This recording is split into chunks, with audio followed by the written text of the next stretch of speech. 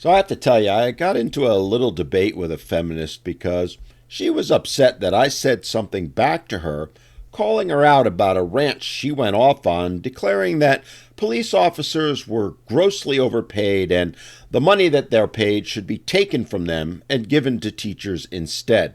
Now, in the interest of full disclosure, I have to say that many members of my family were police officers, including my stepbrother.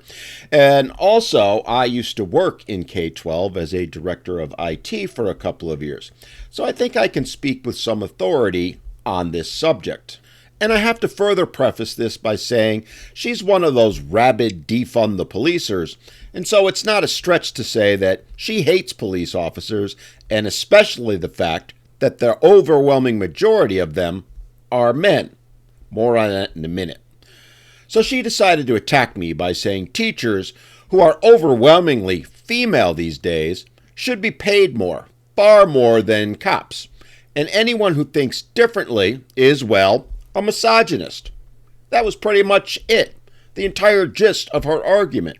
Now, setting aside the absurd pre-K schoolyard insults that she, like most feminists, use to make their arguments, like declaring me and anyone who disagrees with them a misogynist, let's instead look at some realities, some actual facts, if you will, on why I think police officers should be paid more than teachers.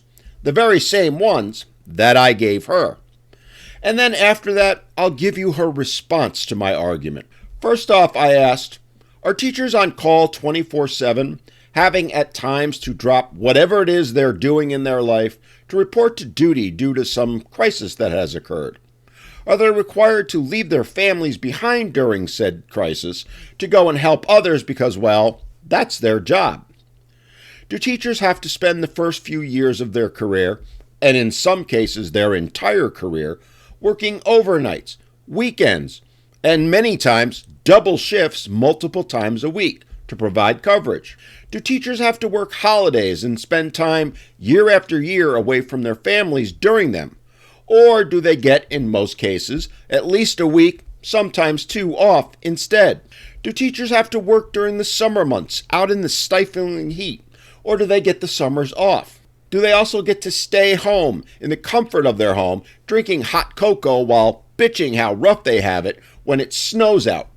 Or do they have to still report to work, placing their lives in danger, driving around helping people, or standing out in the freezing cold, directing traffic or responding to various calls? Do teachers have to be monitored so that they can be held accountable for not doing their job? By having to wear body cams and having cameras and listening devices installed in their vehicles pointed at them every minute of every day that they work. And how did they react when a bunch of bad teachers got exposed during the pandemic? Did they hold them accountable? Not so much. Did they demand that all teachers have cameras installed in their classrooms and be forced to wear body cams? Did they demand accountability for their profession? No. Instead, they circled the wagons and supported those bad teachers, and even now are fighting hard to prevent any observation or accountability, which begs the question, just what the hell are they trying to hide? Along those lines, do teachers get blamed and labeled as they're all the same or they're all bad when another teacher does something heinous like abusing a child or essaying one? Do people run around calling for their heads when, as all humans do, they make a mistake? Look, I'm not defending cops who cross the line. They should be held accountable.